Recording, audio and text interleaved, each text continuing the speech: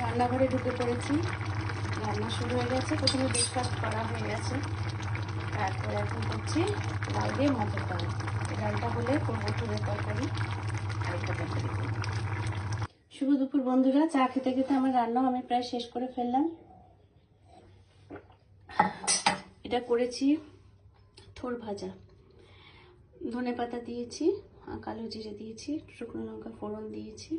আমি শুকনো লঙ্কার বীজটা ফেলে শুকনো লঙ্কাটা ভাজি তেলে, একটু পেঁয়াজ আর কুমড়ো এ সমস্ত দিয়ে রসুন দিয়ে থোড় ভাজা করেছি।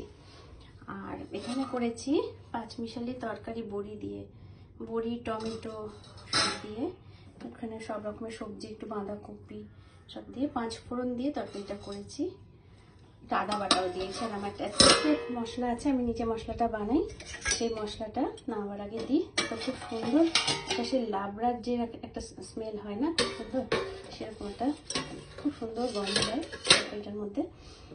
আর এখানে করেছি দেখো আর মাছের ঝোল। এটা কাঁচা লঙ্কা বাটা দিয়ে আজকে আর মাছের ঝোল করেছি, জিরে আদা বাটা, একটুখানি পেঁয়াজ টমেটো দিয়ে।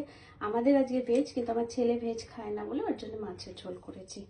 আজকে আমার রান্না সব কমপ্লিট হয়ে গেল। করেছি মটর ডাল, মটর ডালটা পেঁপে দিয়ে করেছি।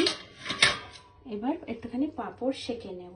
আমি আগুনের মধ্যে একটুখানি অয়েল, পাঁপড়ে অয়েল ব্রাশ করে আমি মাইক্রোওভেনে পাঁপড়টা জাস্ট সেঁকে নিই। ভালো হয় খেতে, একদম অয়েল ফ্রি পাঁপড় ভাজা হয়ে যাবে, বেশ ক্রাঞ্চি হয়, যেমন পাঁপড় ভাজা হয় তেলে, ঠিক সেরকমই।